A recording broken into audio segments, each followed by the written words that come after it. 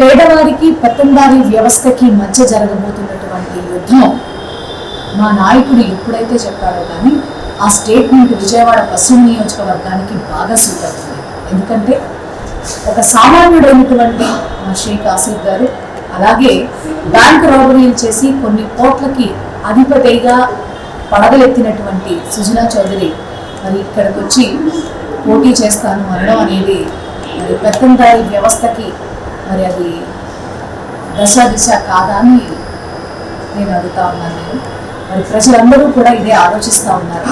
నిజంగా జగన్మోహన్ రెడ్డి గారు ఒక సామాన్య వ్యక్తిని ఎమ్మెల్యేగా చేయటానికి కారణం ఏంటి అని ప్రజలు ఎందుకు ఆలోచిస్తున్నారు అంటే, ఆసిఫ్ అనేటటువంటి వ్యక్తి కార్పొరేటర్గా చేశాడు.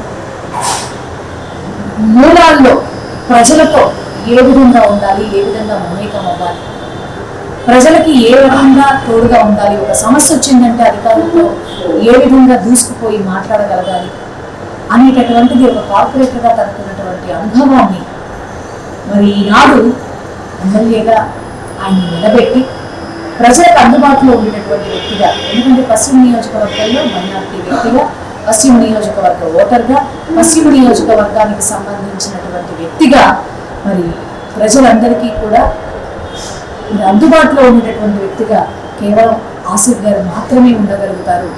ఈ ఎక్కడి నుంచో వచ్చి ఈనాటి వరకు కూడా ప్రజాక్షేత్రంలో తనని తాను నిరూపించుకోలేనటువంటి వ్యక్తి, అలాగే శరీరం కందిపోతుందా అన్నట్టుగా ఉండేటటువంటి వ్యక్తి, కులాహంకారాలు కలిగినటువంటి వ్యక్తులు, మతాల మధ్యలో చిచ్చు పెట్టేటటువంటి వ్యక్తులు,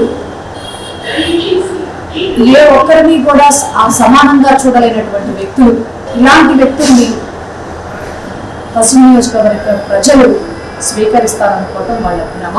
వాళ్ళ ఆ భ్రమంలోనే ఉండనిద్దాం. వైఎస్ఆర్సీపీ కంచుకోట పశ్చిమ నియోజకవర్గం కాబట్టి ఖచ్చితంగా సుజనా చౌదరి గారికి మిగిలేది బాధే. ఖచ్చితంగా అసెంబ్లీలోకి అడుగు పెట్టేది ఆసిఫ్ గారే అని చాలా ఆత్మవిశ్వాసంతో చెప్తా ఉన్నాను.